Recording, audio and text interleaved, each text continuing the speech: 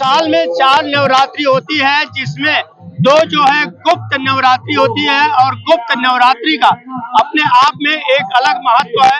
मैं बताना चाहूंगा कि गुप्त नवरात्रि जो होती है, इसमें जो है साधु संत ऋषि मुनि जो हैं वो इसमें अपनी साधक करते हैं, यानी कि अपने मंत्रों की साधना करते हैं और उसी को देखते हुए कांदीवली के ठाकुर विलेज में यह कार्यक्रम का आयोजन किया गया है। आप देख रहे होंगे स्टेज पे कि माँ दुर्गे की प्रतिमा को स्थापित किया गया है और काफी दिव्य यह मूर्ति है।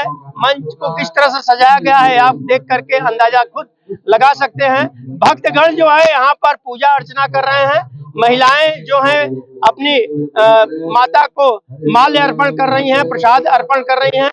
और इसी मुद्दे पे हम बात करना चाहेंगे और जानना चाहेंगे कि गुप्त नवरात्रि जो है यहाँ पर जो मनाया जाता है, पिछले कितने वर्षों से यह कार्यक्रम का आयोजन किया गया है। मैं आपसे जानना चाहूंगा कि गुप्त नवरात्रि का सबसे पहला महत्व क्या होता है और यह कार्यक्रम कितने वर्षों से आप लोग मना रहे हैं? ये कार्यक्रम हम लोग पिछले 19 सालों से मना रहे हैं। ये हमारा 19वां वर्ष है। ये साल में 4 नवरात्रि होते हैं, जिसमें चैत और अश्विन नवरात्रि को सब लोग जानते हैं। चैत नवरात्रि में राम जी का जन्म उत्सव का विशेष महत्व है और अश्विन नवरात्रि के अंदर माँ सरस्वती, माँ लक्ष्मी, महाकाली, माँ सरस्वती, माँ दुर्गा की पूजा होती है। लेकिन इसके अलावा 2 गुप्त नवरात्रि भी होते हैं। ये माघ का गुप्त नवरात्रि है। माघ महीने में इस नवरात्रि को विशेषकर हमारे पुराने साधु संत ऋषि मुनि विशेष रूप से करते थे, क्योंकि हमें विद्या, बुद्धि और धर्म ग्रंथ मंत्रों की सिद्धि के लिए सरस्वती की वाणी की जरूरत होती है और माता सरस्वती हमें ये गुण प्रदान करती हैं। इसमें सरस्वती की भी पूजा की जाती है, उसके बारे में बताएं। देखिए, इसमें नवरात्रि के अंदर 5वें दिन बसंत पंचमी का त्योहार मनाया जाता है, जो कि इस ऋतु में ऋतुओं का राजा कहा जाता है। उसी दिन सरस्वती पूजा भी होती है, जो कि पूरे हिंदुस्तान में मनाया जाता है।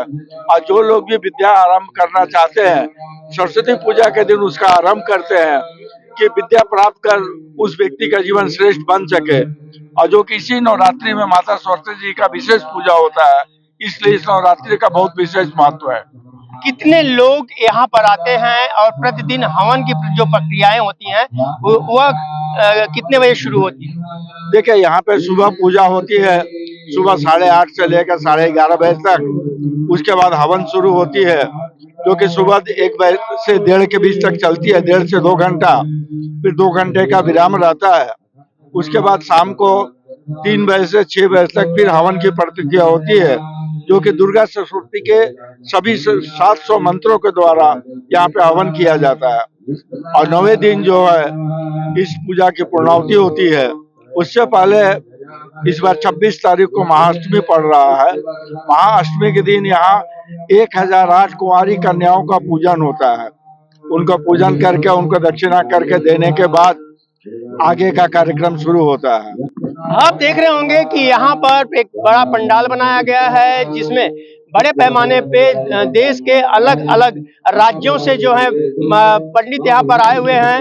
और मैं आपको बताना चाहूंगा कि यहाँ पर जो मंत्रोच्चारण किया जाता है, इसका अपने आप में एक विशेष महत्व होता है, क्योंकि एक गुप्त नवरात्रि जो माघ के महीने में की शुरुआत होती है, इसका एक अलग विशेष महत्व होता है और इसे सभी लोग नहीं जानते, यानी कि गृहस्थ लोग जो हैं इसे नहीं पूछते, लेकिन साधु संत और महात्मा जो हैं वह जरूर इसमें शिरकत करते हैं और विश्व शांति के लिए इस तरह के कार्यक्रम किया जाता है।